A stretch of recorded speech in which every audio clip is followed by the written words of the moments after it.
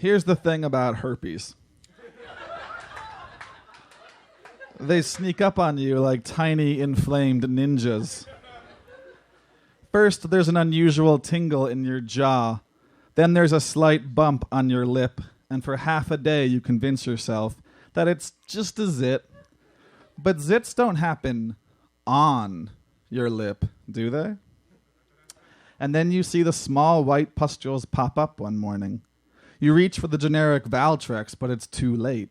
This little mouth gremlin is here to stay.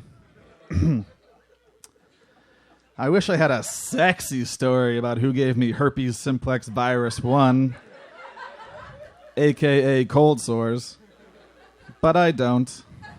I just have the story of Tina.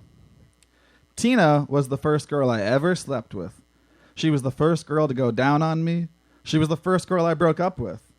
But the very first was Tina opening my eyes to the awesome power of sexting.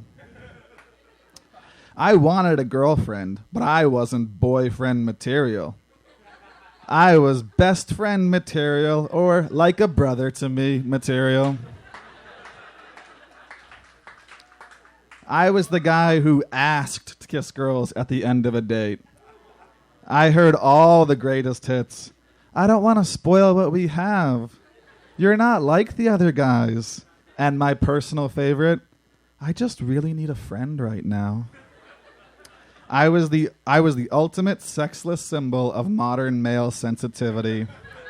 And it sucked. Tina was 5 feet 2 inches of sexual dynamite. Here was a girl who had given roadhead, had a favorite position, and owned a pair of handcuffs clad in leopard print to prevent chafing. To me, she was the promise of sex to come, and I had been able to make her laugh, which then translated to phone sex, and finally my Motorola Razr beeped at me, and there it was, a tight shot picture of her making a kissy face, wearing only a polka dot bra. "What you think?" the accompanying text said. Suddenly, my sensitive days were behind me. What lay ahead were tangled bed sheets and a keen understanding of what the word engorged meant. But I had to wait.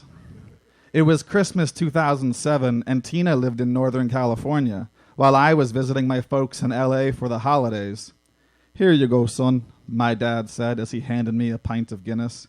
"Cheers." Our glasses clinked. We drank. I couldn't wait to text Tina, or at least look at the picture again. The drunker I got, the more I convinced myself that I was a super stud. I texted her increasingly graphic and physically impossible descriptions of what I would do to her. But I was a virgin, so I just used a lot of animal imagery and hoped for the best. I also Googled areola while I was at it, just for good measure. The next morning, I woke up making hangover noises that were part moan, part yawn, part death rattle. I zombie walked my way to the bathroom and forced myself to shower. My jaw felt tighter than normal, like the muscles were overworked. I licked my lower lip, and my tongue grazed 2 distinct, hard bumps. Cold sores have actually nothing to do with having a cold. The virus pops up when the immune system is compromised. And when you drink with my family, your immune system is pretty fucked the next day. The excuses started. "Wow, my lips are really chapped, but only on these 2 small spots on my lower lip. Weird, right?" I had an inkling what it was. I checked WebMD and surmised that it was either had a cold sore or leprosy. Tina texted me over breakfast. "Hope you had fun with your family. I know I had fun with you last night. ... She followed it up with one of those little winky faces. "Very sexy, thanks," I responded. I'm sure she imagined my tone as a deep rolling timber. Can't wait for you to come back up here. I think you'll like your Christmas present. Another winky face. That sick joke ran through my head. Hey, what'd you get your girlfriend for Christmas? Herpes. I didn't know what to do. Should I text her back and say, even though I'm a virgin, I've managed to catch myself an STD? It was like a choose-your-own-adventure of social debilitation. So I did the practical thing, ignored it completely.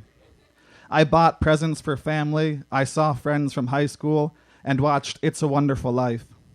Every time Jimmy Stewart kissed Donna Reed, I thought, must be nice, James, must be nice.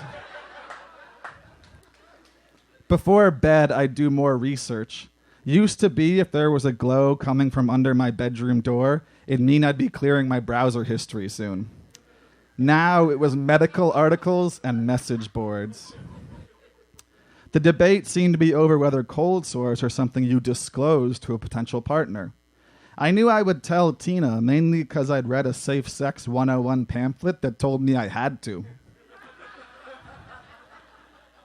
I lived in fear that one of my friends would see me, point at my little visitor, and say, "You got the herp, dog?" Yes, dog. I got the herp. I got the mad herp. Bro. As the days passed, the cold sore grew. It split, became infected, and I finally woke up to a charming yellow crust around my beard. It was time. In the waiting room of the walk-in clinic, I started to mentally prepare myself for the lifetime of rejection I was sure to face. Here's the thing about fearing you're going to die alone. You get really good at being single. I kept thinking about Tina, how I was sure I wouldn't fuck this up. I had played my cards right. Aloof, but not jerky. Flirty, but not cheesy. And now this fucking thing was going to ruin everything. All of my anxiety was poured into a dime-sized inflammation on my face. It became proof positive that I would never aspire to girlfriend heaven. I'd wallow forever in supportive BFF purgatory. The doctor called me in. "What seems to be the problem?" he said without looking up from his clipboard. "Well, I think I got this thing on my lip. It might be a zit, or yeah, that's a cold sore." A wave washed over me.